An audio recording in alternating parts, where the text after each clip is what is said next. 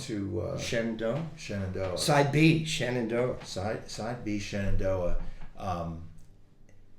It's very interesting because my reference to that song is Bill Frisell.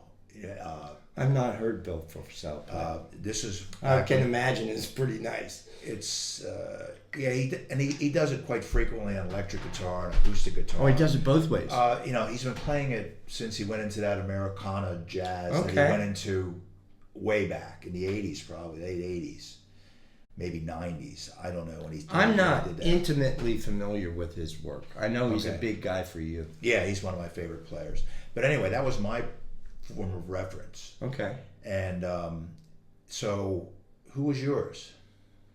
Well, it's another melody that kind of is out there in the air that kind of belongs to all of us. And I've heard it previously. I think the first time I heard it was basically in a symphonic setting.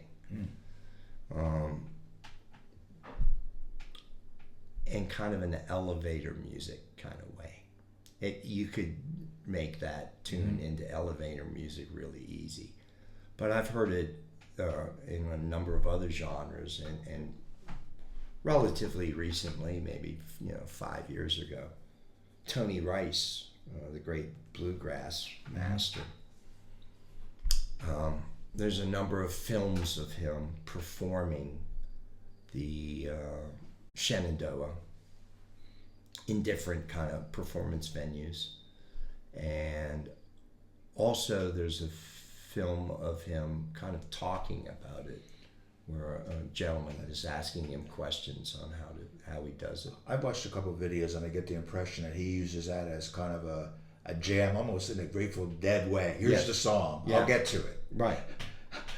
Yeah. So in the video that I saw where it's kind of struck me that way too, that he uses it as more of a vehicle for instrumental expression. He's jamming. That's the impression I get. Over a chord progression. Mm-hmm. That's kind of his approach. One of the interesting things, though, the first couple of times that I watched him play that tune, he has this long introductions to it that is quite remote from Shenandoah. Yeah. Yeah, like I know which one you mean. You know what I mean? It's like he's just kind of jamming in A minor. And it goes on for about 2 or 3 minutes. And he's got a full house listening to him. Right. There's a bunch of people there. And he's announced it as Shenandoah, and everybody knows the melody. And Yeah. So here's what his thinking was, which he explained where that came from, and I thought it was brilliant.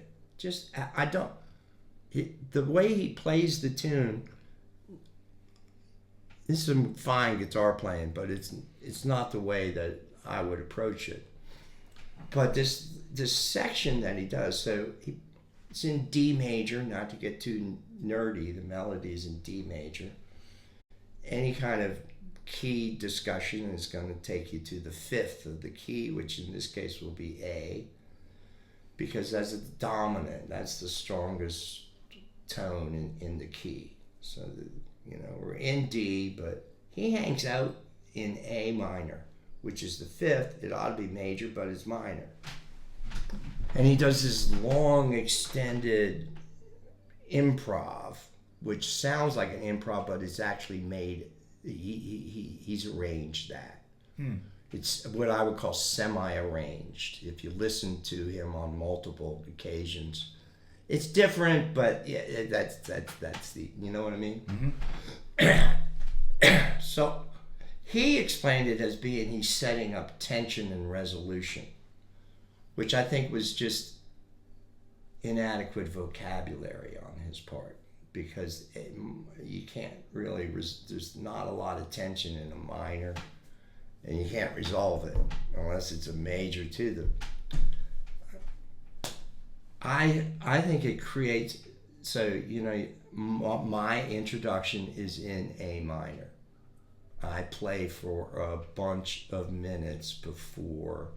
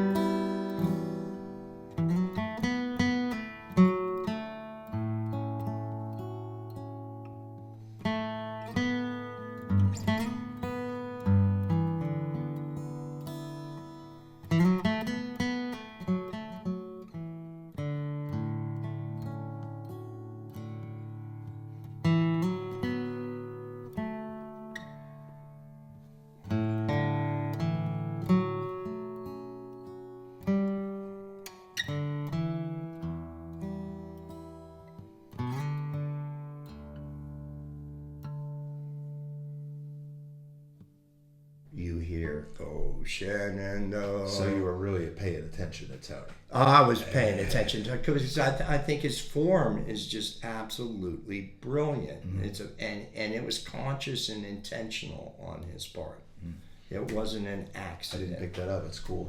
Yeah. And so I think it just creates a vagueness. Like, where are we? Is this A minor? This is D. It's kind of like this middle area where it doesn't come to rest. And you kind of set up, I did set up a little tension at the end of it. And the melody quite seamlessly emerges out of that improv. And all of a sudden, Shenandoah. So yeah, I use that structure. And also, one thing I noticed, if I remember correctly, is just you use a lot of space. You play something and then you leave a little space to breathe. Am I hearing that right? Yeah. So for me, I like melody. I'm not so much about playing licks over chords. I'm singing the melody to myself as I play. Yeah. I'm really trying to emulate a voice or a saxophone more than I am jamming on some notes. So, if you think about just singing the tune, and that particular tune, the phrases have a lot of space in between them. And that sets up just a note here or there, or a little triplet chord to kind of fill in the space. Right. So, I'm not going to out-lick Tony Rice. Right. I mean, the man's got more licks than the rest of us can carry. Right. So, I don't want to do a bad version of Tony Rice's solo. So that's Chris's approach. I'm going to sing the melody. I'm going to keep it sparse. I did it in 3 registers. I started off in a low bass register, and then I kind of took the second time through an octave up and threw in some pretty clever harmonics. I think I was proud of them, are you? I am. I thought that was... wonder if I could... Oh, there it is. And then kind of took it home, and it's got a fair amount of variation on the third time through. I'm working the melody. Yeah. I'm jamming on the melody, not on the chord structure. And it's an I haven't ever done anything like that. I have made solo guitar versions of songs before. But this one was kind of a new approach to me. In particular, I really like that introduction that I did. It doesn't sound like guitar. It sounds like a piano introduction or something. And I have no idea where that came from. But I really dig the sound. Well, we mentioned that a little bit in classical music. Sometimes a classical guitar sounds like a piano. Yeah. I pointed out the other day when we were talking about Barrios. And so you can, and with your background in classical guitar, you probably have a trick there that you're not going to disclose to us to get that piano sound. Actually, I can play that solo with a flat pick or classically. Okay. I thought I might be able to play it on classical guitar. And then last night I was just kind of fooling around. I'd have to adjust a couple little parts here or there. But the whole basic thing I can do as a classical guitar. But I like it with the flat pick.